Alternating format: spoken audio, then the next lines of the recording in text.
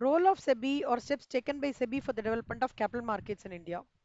So to introduce improved practices and greater transparency, அதாவது செபியோட overall இது என்னன்றது சொல்றேன். செபி வந்து எப்பவுமே ஸ்டாக் எக்ஸ்சேஞ்சை இன்ஸ்பெக்ட் பண்ணிட்டே இருக்கும்டா. ஓகேவா? அவங்களோட ஃபங்க்ஷனிங்கை இன்ஸ்பெக்ட் பண்ணிட்டே இருக்கும். அவங்க வந்து செபி என்ன பண்ணும்னா, திடீர்னு மியூச்சுவல் ஃபண்ட் வந்து எப்படி நடந்துட்டு இருக்கு, ஓகேவா, ஆப்ஷன்ஸ் ட்ரேடிங் எப்படி நடந்துட்டு இருக்கு, ஃபியூச்சர்ஸ் ட்ரேடிங் எப்படி நடந்துட்டு இருக்கு அப்படின்றது பார்க்கறதுல செபி வந்து பயங்கர கண்குத்தி பம்பா பார்க்கும். செபியோட இன்னொரு ரோல் எப்படின்னா, ஒருவேளை அதாவது டிஃபிஷியன்சிஸோ இல்லை ஏதாவது ட்ராபேக்ஸ் இருந்ததுன்னா செபி வந்து அதை ரிஃபார்ம் பண்ணுவாங்க. ஓகே, அதே மாதிரி இப்போ இன்டர்மீடியட்ஸ்லாம் நிறைய பேர் இருக்காங்கல்ல, ஃபார் ஸ்டாக் புரோக்கர்ஸ், அவங்களோட ரெஜிஸ்ட்ரேஷன் எப்படி பண்ணணும், அவங்க எதெல்லாம் டூஸ் பண்ணணும் எதெல்லாம் டோன்ட்ஸ் பண்ணணும்ன்றதும் செபி தான் சொல்லும். அதே மாதிரி எங்கெல்லாம் வந்து கம்பெனிஸ் வந்து பப்ளிக் இஷ்யூஸ் பண்றதோ அப்பெல்லாம் வந்து stock exchanges, SEBI as adviser, stock exchanges to collect from the companies making public issues எவ்வளோனா minimum deposit of 1% of the issue amount. ஓகேவா, அதை வந்து மினிமமா பட சொல்லும். இந்த செக்யூரிட்டிஸ் கான்ட்ராக்ட் ரெகுலேஷன் ஆக்ட் 1956 படி செபி என்ன பண்ணுவாங்கன்னா, ஒரு டைரக்டர்ஸை சேஞ்ச் பண்றதாகட்டும், கவர்னிங் பாடிஸ் சேஞ்ச் பண்றதாகட்டும், எல்லாமே வந்து with greater degree of autonomy and இண்டிபெண்டன்ஸ்ல நடக்கும். அதே மாதிரி மர்ச்சன்ட் பேங்கிங் வந்து has been constantly brought under the regulatory framework of SEBI. The merchant bankers have to be authorized by SEBI. They will have to hold the specific capital adequacy norms and bear by a conduct of code, which specifies high degree of responsibility towards inspectors in respect of the pricing and premium fixations. நான் என்ன suggest பண்ணுவேன்னா, மொத்தமா செபியை பொறுத்த வரைக்கும் you have 18 points, read any 10 to 12 points போதும். ஓகேவா, ஏதாவது ஒரு ஈஸி 10 to 12 பாயிண்ட்ஸ் போதும்டா, அதுக்கு மேல வேண்டாம். இதெல்லாம் ஜஸ்ட் கோ த்ரூ பண்ணிக்கோங்க. செபி வந்து இன்ஸ்டன்ட் ட்ரேடிங் வந்து எப்பவுமே வந்து ரெகுலேட் பண்ணுவாங்க. இன்ஸ்டன்ட் ட்ரேடிங்ன்றது என்னன்னா, அந்த இன்ஸ்டன்ட் ட்ரேடிங் மூலமா என்ன நடக்கும்னு சொல்றேன், இன்வெஸ்டருக்கு வந்து கான்ஃபிடன்ஸ் கிடைக்கும். லாங் டேர்மா அந்த நம்ம வந்து பைசாவை இதுல போடலான்ற கான்ஃபிடன்ஸ் வந்து இன்ஸ்டன்ட் ட்ரேடர் அந்த பர்டிகுலர் ரெகுலேஷன்ஸ் மூலமா கிடைக்கிறது. அது மட்டும் இல்லாம எப்படி வந்து ஒரு ஃபினான்ஷியல் இன்ஸ்டிடியூஷன்ஸ்க்கு வந்து எப்படி எவ்வளவு தூரம் நம்ம கைட்லைன்ஸ் கொடுக்க முடியும், ஓகேவா, மார்க்கெட்ல இருந்து ஃபண்ட்ஸ் ரைஸ் பண்ணும்போது எவ்வளவு தூரம் ஃபினான்ஷியல் இன்ஸ்டிடியூஷன்ஸ்க்கு கைட்லைன்ஸ் கொடுக்க முடியும். அப்புறம் as per the guidelines there is no need for promoters contribution. ப்ரமோட்டர்னா யாருடா ஸ்ரீதேவி?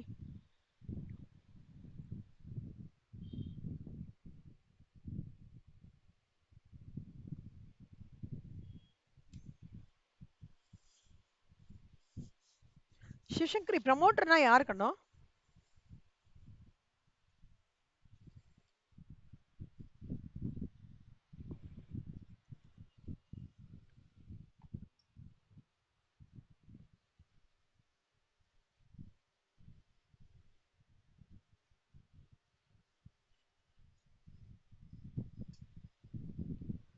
அது வந்து ப்ரமோஷன்.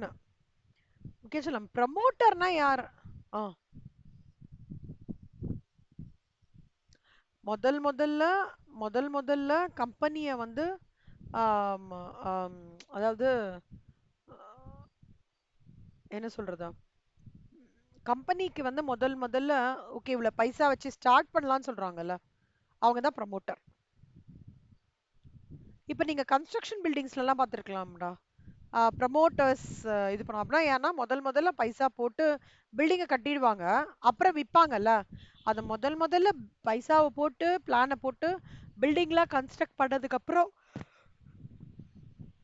விற்பாங்க இல்லையா, அந்த பர்சன் பேர் தான் ப்ரமோட்டர்ஸ்னு சொல்லுவாங்க. புரியுதா? நீங்க ப்ரமோட்டர்ஸ் அப்படின்னு நெட்ல போட்டு பாத்தீங்கன்னா தெரியும். ஓகேவா சிவசங்கரி, ஸ்ரீதேவி?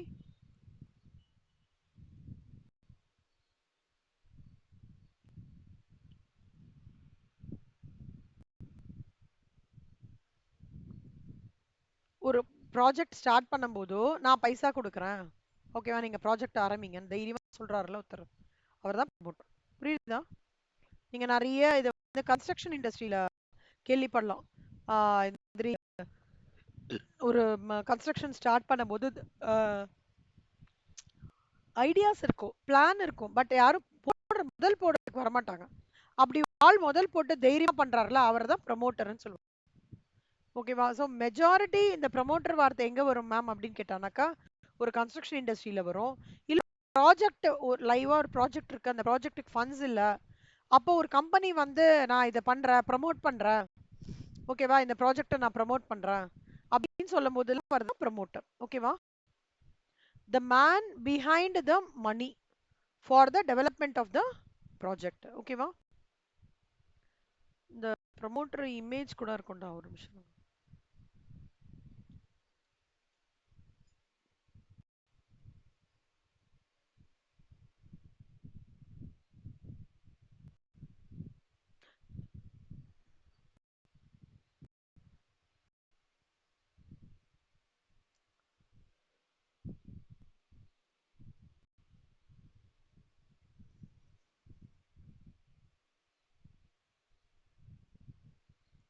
ஒரு ஆளா தான்டா இருப்பான் அந்த ப்ரமோட்டர்ன்றவங்க. ஓகே,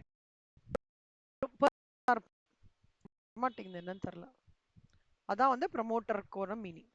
புரியுதாடா? அதாவது செபி என்ன தெரியுமா சொல்றது? இந்த செபி வந்து ஃபினான்ஷியல் இன்ஸ்டிடியூஷன்ஸ்க்கு பயங்கர ஹெல்ப்ஃபுல்லா இருக்கும். அந்த ஃபினான்ஷியல் இன்ஸ்டிடியூஷன்ஸ் போய் யார் கையிலயும் நின்னுண்டு எனக்கு பைசா ஐடியாஸ்லாம் இருக்கு, பைசா இல்ல அப்படின்னு சொல்ல வேண்டாம். ஸோ ப்ரமோட்டர்ஸ் கான்ட்ரிபியூஷன் ஒன்றும் கிடையாது. செபியே ஒரு வந்து ஃபினான்ஷியல் இன்ஸ்டிடியூஷன்ஸ் டெவலப்மெண்ட்டுக்கு ரொம்ப ஹெல்ப்ஃபுல்லா இருக்கு. அதன் மூலமாக இன்வெஸ்ட்மெண்ட் ப்ரொடெக்ஷனும் பெட்டரா நடக்கிறது.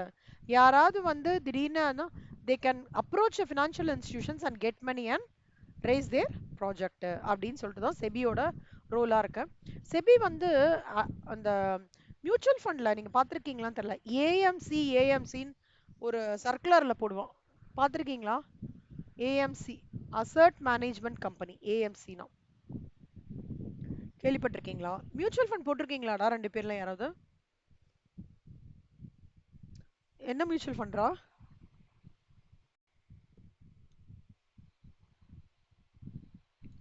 டக்குனு ஞாபகம் வரல. ஓகே, சிவசங்கரி நீங்க மியூச்சுவல் ஃபண்ட்ல போட்டிருக்கீங்களா கண்ணா?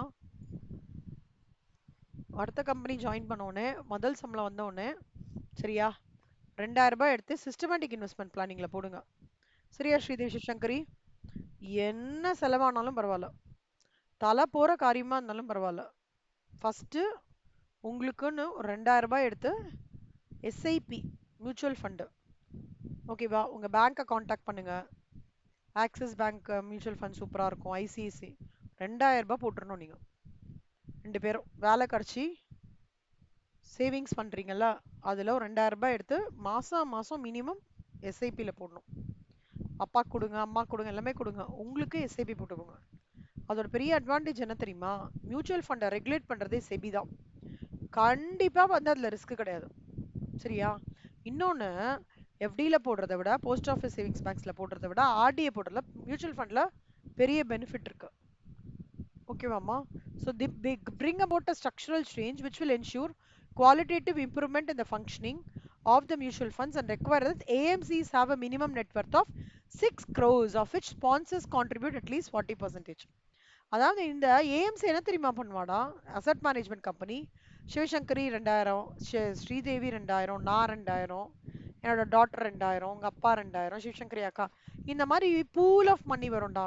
இந்த பூல் ஆஃப் மணியை அவங்க இந்த அசட் மேனேஜ்மெண்ட் கம்பெனியில் ஒரு டீம் என்ன பண்ணுவாங்கன்னா எடுத்து அழகா எந்த செக்டார் ஃப்ளஷிங்காக இருக்கு, ஃபார்மசிட்டிக்கலா, அயன் அண்ட் ஸ்டீலா, இல்லைன்னா வந்து கன்சியூமர் டியூரபிள்ஸா, இல்லை கோல்டா, இந்த மாதிரி பார்த்து அழகா இன்வெஸ்ட் பண்ணுவாங்க பைசாவை. அப்போ என்ன ஆயிடும்னா, ஒருவேளை ஒரு செக்டார் டவுன் ஆனா கூட இன்னொரு செக்டார் ஷூட் அப் ஆகும்போது நம்மளுக்கு நினைக்கிற more than your FD percentage achieve ஆகும். புரியுதா கண்ணா? அதனால்தான் செபியும் என்ன பண்ணுவாங்கன்னா, இந்த mutual fund asset management company டீமுக்கு ரெகுலேஷன்ஸ் கைட்லைன்ஸ் வந்து ஃபாலோ பண்ணணும்னு சொல்லும் போது எப்பவுமே ஞாபகம் வச்சுக்கோங்க நம்ம ஒரு விஷயம், ஆர்பிஐயும் செபியும் எந்த ஸ்கீமை வந்து அப்ரூவ் பண்றாங்களோ அந்த ஸ்கீம்ல ரிஸ்க் கிடையாது. இதுதான் தாரக மந்திரம். புரியுதா? Any scheme, any guideline given by SEBI and that particular scheme is under the control of SEBI and RBI னா கண்ண மூடி களத்துல இறங்குங்க. ஓகேவா? ஸோ அடுத்த நியூ கம்பெனி ஜாயின் பண்ண உடனே ரெண்டு பேரும் என்ன பண்றீங்க? மினிமம் 2000 ரூபாய் சம்பளத்துலேருந்து எஸ்ஐபி ஆக்சிஸ் பேங்கோ இல்லை வந்து ஐசிஐசிஓ எதுலையோடா ஒரு மியூச்சுவல் ஃபண்ட் ஓபன் பண்ணி உங்களுக்குன்னு தனியா போட்டுக்கிறீங்க. You will see a tremendous growth. சரி, ஓவர் a period of ஒரு 6-7 years கழிச்சு ஒரு பல்க் அமௌண்ட் கிடைக்கும். சரியாடா? ஸோ அதுக்கு இதெல்லாம் சக்சஸ்ஃபுல்லா நடக்கிறதுக்கு காரணம் யாருன்னா செபி தான். புரிஞ்சா சிவசங்கரி, ஸ்ரீதேவி? ஸோ அவ்வளோ பவர்ஃபுல் வந்து செபியோட ரோல். எவ்வளோ தூரம் ஆர்பிஐயோட ரோல் பவர்ஃபுல்லோ அவ்வளோ அவ்வளோ செபி மியூச்சுவல் ஃபண்டு கரெக்டாக போகணும், இன்வெஸ்டர்ஸ் ப்ரொடெக்ஷன் பயங்கரமாக பண்ணணும், என்ஷூர் பண்ணணுன்றதுல அவங்க ரொம்ப ரொம்ப ரொம்ப ரொம்ப ரொம்ப கீனாக இருப்பாங்க. ஓகேவா? செபி என்ன பண்ணுவாங்கன்னா, மியூச்சுவல் ஃபண்டிங் ஸ்டார்ட் பண்ணுறதுக்கு முன்னாடியே 108 அப்ரூவலுக்கு டாக்குமெண்ட் கேட்பாங்க. அதுக்கப்புறம் தான் ஒரு மியூச்சுவல் ஃபண்ட், ஆக்சஸ் மியூச்சுவல் ஃபண்டுன்ற ஒரு ஃபண்டே வந்து மார்க்கெட்டுக்கு ஓப்பன் ஆகும். Okay, very very important point. 10th point is a very important point. அது மட்டும் இல்லாம செபி என்ன பண்ணுவாங்கன்னா, புரோக்கர்ஸ்லாம் இருக்காங்களடா, நீங்க பாத்திருக்கீங்களா? Zerodha, Alice Blue, Upstox, Sharekhan, வேற என்னலாம் இருக்கு ஸ்ரீதேவி, உங்களுக்கு யாரா தெரியுமா? Stock, zero paise, zero paise. நீங்க ஏதாவது ஷார்ட் ட்ரேடிங் பண்றீங்களா? என்னமா சொல்றீங்க, சொல்லுங்க Sivasankari. Angel Broking, very good. இவங்கெல்லாம் இருக்காங்களா? இவங்கெல்லாம் என்னமோ ப்ரோவா? Grow, super. இவங்கெல்லாம் இருக்காங்கல்ல, இவங்கெல்லாமே புரோக்கர்ஸ் தான். இவங்களுக்குலாம் என்ன பண்ணிடுவாங்கன்னா, கிளைண்ட்லோட அக்கௌண்ட்லாம் கரெக்டாக மெயின்டைன் பண்ணணும். ஓகேவா? கரெக்டாக வந்து அவங்களுக்கான சார்ட்ஸ் கரெக்டாக இருக்கணும், அவங்களுக்கான பிஎன்எல் வந்து கரெக்டாக வச்சுக்கணும். இப்போ ஜெரதாலாம் பார்த்தீங்கன்னா கன்சோல்னு ஒன்று இருக்கும். ஓகேவா? அலைஸ் ப்ளூ பார்த்தீங்கன்னா பிஎன்எல்லே டவுன்லோட் பண்ணுவாங்க. அப்ஸ்டாக்கும் அதே மாதிரி தான். அவங்க இதெல்லாம் கரெக்டாக அவங்க வச்சுட்டு ஜெபி என்ன பண்ணுவான்னா, ரெகுலர் இன்டர்வல்ஸில் ஆடிட்க்கு வருவான். அது மட்டும் இல்லாமல் க்ளீனாக சொல்லிடுவான், இந்த பாரு, நீ எங்கே வந்து தப்பு பண்ணாத ஃபுல் செக் பண்ணி அந்த ஒரு ஒரு ப்ராசஸ்லயும் எங்கேயுமே பிரச்சனை இருக்கக்கூடாது. அப்படி இருந்தாதான் இந்த ஜெரதாவா இருக்கட்டும், இந்த ஏஞ்சல் புரோக்கிங்கா இருக்கட்டும், யாரா இருக்கட்டும், அவங்க எல்லாருதுமே கரெக்டான டைரக்டிவ்ஸ்ல நடக்கும். ஓகேவா கர்மா? So exchanges are to see the time limits for payments of sale proceeds and deliveries by brokers and payment of margin by claims to brokers are complied with. Okay, good. Next பாருங்க கண்ணா, preferential issues அப்படின்னா என்ன அர்த்தம்னா, 1994ல என்ன ஆச்சுன்னா ஒரு guideline issue பண்ணாங்கடா. Security மார்க்கெட்டும் திருப்பி திருப்பி திருப்பி ரெண்டு விஷயம் தான் ஞாபகம் வச்சுக்கோங்க, investors protection, security market development, இது ரெண்டும் தான் கோர் பாயிண்ட் செபியோடது. அப்போ என்ன பண்ணாங்கன்னா, இன்னும் ஃபர்தரா கைட்லைன்ஸ் எடுத்துட்டு வந்தாங்க. அப்போ என்னாச்சுன்னா, பேங்கர் டு த இஷ்யூ அப்படின்னு ஒரு ஸ்கீம் வந்து செபி கீழே வந்துடுது. பேங்கர் டு த இஷ்யூனா என்ன? பேங்கர்ஸ் பேங்க்ன்றது ரிசர்வ் பேங்க் ஆஃப் இந்தியா, கரெக்டா? முன்னாடி படிச்சோம். பேங்கர்ஸ் பேங்க்ன்றது ரிசர்வ். ஆனா பேங்கர் டு தி இஷ்யூன்றது என்னன்னா, இந்த இஷ்யூ ஆஃப் ஷேர்ஸ் நடக்கிறதுல அதோட மூல தர இதுவும் யாரு அப்படின்னு பார்த்தோம்னா செபி தான். அப்போ எக்ஸாம்பிள் வந்து ரெகுலர் ஜூரிஸ்டிக்ஷன் ஆஃப் செபி இருக்காங்கல்ல, அவங்களதும் யூடிஐ.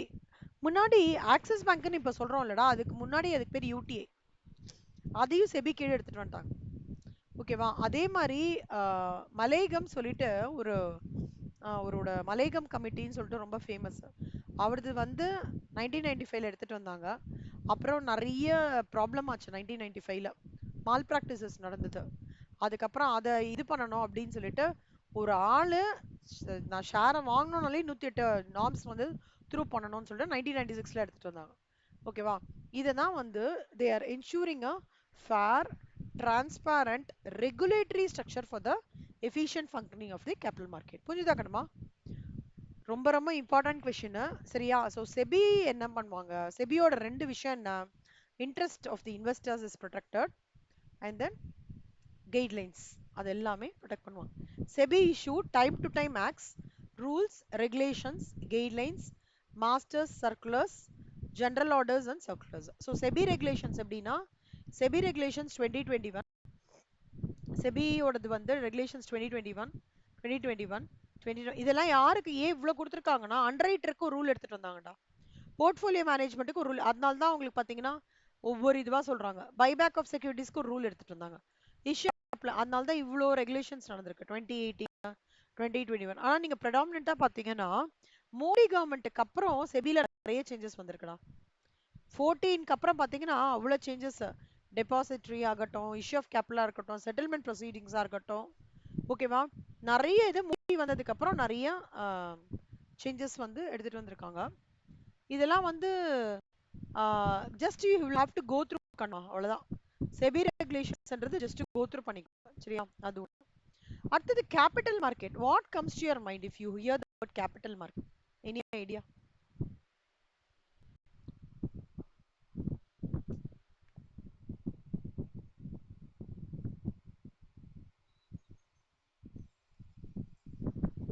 இன்வெஸ்ட்மெண்ட் என்ன மாதிரி investment? Equity share capital, equity shares and debentures. ஓகேவா? எந்த ஒரு மார்க்கெட்டை ஈக்விட்டி ஷேர்ஸ்ல இன்வால்வ் ஆகி டிபெஞ்சர்ஸ்லயும் இன்வால்வ் ஆகுறதோ அதுக்கு பேர் தான் கேபிட்டல் மார்க்கெட்டிங். ஓகேவா? கேபிட்டல் மார்க்கெட்ன்றது வந்து அதோட மெச்சூரிட்டியே பார்த்தீங்கன்னா ஒரு வருஷம் மேலே தான் இருக்கும். லாங் டைம் மணி மார்க்கெட்டுன்றது ஷார்ட் ஸ்பேன் ஆஃப் டைம் கண்ணா. ஓகே, மணி மார்க்கெட் இதுவே ஒரு லாங் பீரியட் ஆஃப் டைமுக்கு வந்து ஒரு மணியை நம்ம இன்வெஸ்ட் பண்ணி அதோட growth பார்க்குறோம்னா அப்பனா என்ன அர்த்தம்னா it's called as capital market. புரியுதா? This is again related to your 12th standard book தான்.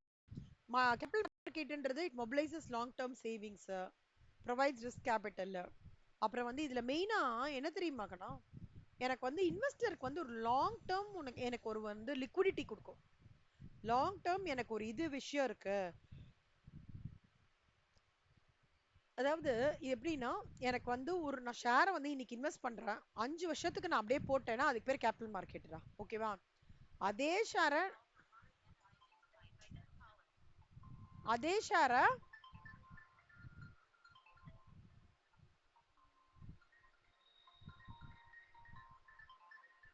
அதே ஷேரை நான் வந்து ஆம், ஒரு ஷார்ட் ஸ்பேன் ஆஃப் டைமுக்கு போட்டேன்னா அது பேர் மணி மார்க்கெட். புரியுதா? அதுல இன்சூரன்ஸ் ஆகி மார்க்கெட் ரிஸ்கா இருக்கலாம். டிரைவேட்டிவ் ட்ரேடிங் கேள்விப்பட்டிருக்கீங்களா? டிரைவேட்டிவ்ஸ்னு சொல்லிட்டு ஒரு கான்செப்ட் இருக்கு. அது என்ன கான்செப்ட்னா ஆப்ஷன்ஸ் ஃபியூச்சர்ஸ்னு சொல்லுவாங்க ஷேர் ட்ரேடிங்ல. அதாவது நாளைக்கு இந்த ஷேரோட பிரைஸ் ஏறும்னு நினைச்சுட்டு நான் ஒரு ரைட் ஏறும்னு நினைச்சுட்டு ஒரு ரைட்டை நான் வாங்குறேன்னா அதுக்கு பேர் ஆப்ஷன்றான். ஓகேவா? நாளைக்கு இதே ஷேர் வந்து நான் ஏறும்னு நினைச்சுட்டு ஒரு ஃபியூச்சர்ஸ் வாங்குறேன்னு வச்சுக்கோங்களேன். ஒரு ஃபியூச்சர்ஸ் அதுக்கு அதாவது இன்னைக்கு இன்னைக்கு விலை வந்து 400 ரூபாய், அதோட ஷேரோட விலை வந்து 400 ரூபாய். ஸோ அந்த மாதிரி சர்க்கம்ஸ்டான்சஸ்ல என்ன ஆகும்னா ஒரு 1000மோ இல்ல 2000மோ 3000மோ இருக்குன்னு வச்சுக்கோங்க ஷேர் பிரைஸ்.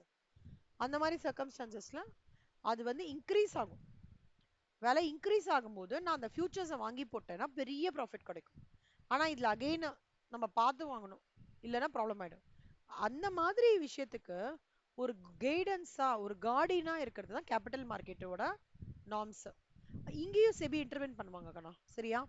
ஸோ இது வந்து பேசிக்கா என்னன்னா ஒரு ஈக்விட்டி அண்ட் டெட் இன்ஸ்ட்ருமெண்ட்டோட இன்டகிரேஷன் நடக்கிறது இல்ல, அதை தான் கேபிட்டல் மார்க்கெட்னு சொல்லுவாங்க. ஓகே, அப்புறம் வந்து இப்போ வந்து இதுல கான்ஸ்டியூட் ஆஃப் கேபிட்டல் மார்க்கெட்ன்றது நிறைய இருக்கு. அப்படின்னா வந்து ஒன்று வந்து investment trust, specialised financial institutions, insurance company, securities market, இதெல்லாம் இருக்கு. ஓகே, இன்வெஸ்ட்மெண்ட் ட்ரஸ்ட்ன்றது வந்து they collect savings from the public and invest that amount in industrial securities, அது டாடா இன்வெஸ்ட்மெண்ட் ட்ரஸ்ட்.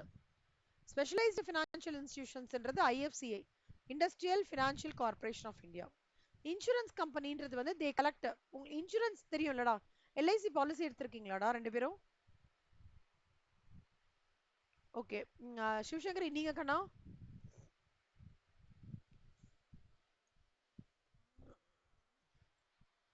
ஓகே, இனிமேல இருந்து நீங்களும் எடுக்கணும், சரியா? You have to invest in வந்து இந்த மாதிரி you have to invest in mutual fund, you have to invest in gold, சரியா?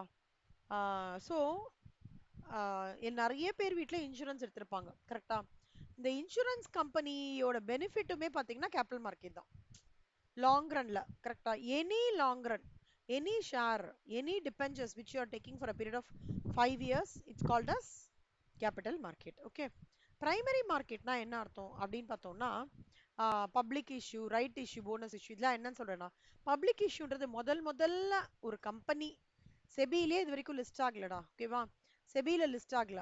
நான் முதல்ல செபியே இந்த கம்பெனியை வந்து லிஸ்டிங் எடுத்துன்னு வரலாம்னு நினைக்கிறாங்கல்ல, அதை தான் என்ன சொல்லுவாங்கன்னா ஐபிஓ, இனிஷியல் பப்ளிக் ஆஃபர், தமிழ்லயே அப்படியே சொல்றான் சரியா.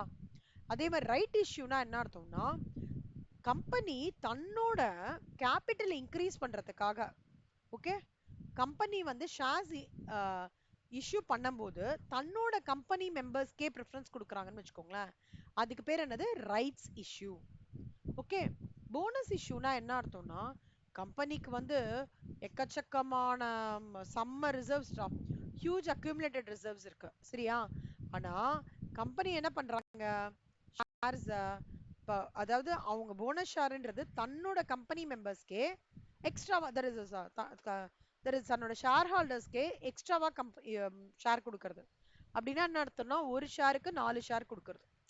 அதான் bonus shares are made by the company which has huge amount of accumulated reserves and wants to capitalize that reserves. அப்படின்னா என்ன ஆகும், தன்னோட எக்ஸிஸ்டிங் ஷேர் ஹோல்டர்ஸ்க்கு ஒரு ஷேருக்கு 4 ஷேர் கொடுக்குறேன் அப்படின்னு சொல்றது போனஸ் இஷ்யூ. பிரைவேட் பிளேஸ்மெண்ட்லாம் ஒன்றும் இல்லடா, நான் வந்து ஸ்பெசிஃபைட் இண்டிவிஜுவல்ஸ்க்கும் ஃபினான்ஷியல் இன்ஸ்டிடியூஷன்ஸ்க்கும் செக்யூரிட்டியை டைரக்டா சேல் பண்றேன்றது பிரைவேட் பிளேஸ்மெண்ட். ஓகேவா, இதுல வந்து எப்படின்னா இந்த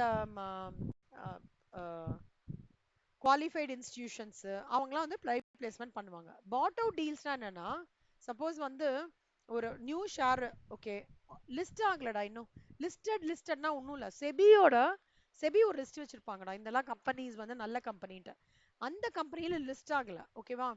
பட் இந்த கம்பெனியில லிஸ்ட் அவுட் ஆகாத ஒரு ஷேர்ஸோ ஒரு வந்து இன்வெஸ்டர் வந்து வாங்குறாங்க, இல்ல ஒரு குரூப் ஆஃப் இன்வெஸ்டர்ஸ் வாங்குறாங்கன்னா அதுக்கு பேர் என்ன சொல்லுவாங்கன்னா பாட் அவுட் டீல்ஸ். ஓகேவா, bought out deals. Negotiable instrument அப்படின்னா என்ன, what comes to your mind, negotiable instrument. Very good, very good, super. அந்த இஷ்யூ ஆஃப் செக்ஸ் இருக்குல்ல பை இந்தியன் கம்பெனிஸ், அந்த மாதிரி இந்தியன் கம்பெனிஸ் வந்து issue of cheques for by Indian companies for raising capital from the international capital. ஓகேவா, like ADRs, இது ஒன்றும் இல்லைடா, American depository receipts, அந்த மாதிரி ஜிடிஆர்ஸ், இதெல்லாம் வந்து என்னன்னா நெகோஷியபிள் ஈக்விட்டி இன்ஸ்ட்ருமெண்ட்டை வந்து இந்தியன் கம்பெனி வந்து இது மூலமாக, செக்ஸ் மூலமாகவோ இல்ல ஒரு குட்டி ரெசீட் மூலமாவோ அவங்க வந்து ஒரு இதை கிரியேட் பண்றது. எஃப்டி கூட இதுக்கு ஒரு எக்ஸாம்பிளா சொல்றாங்க. ஓகே, அதை வந்து டெபாசிட்டரி ரெசீட்னு சொல்லுவாங்க.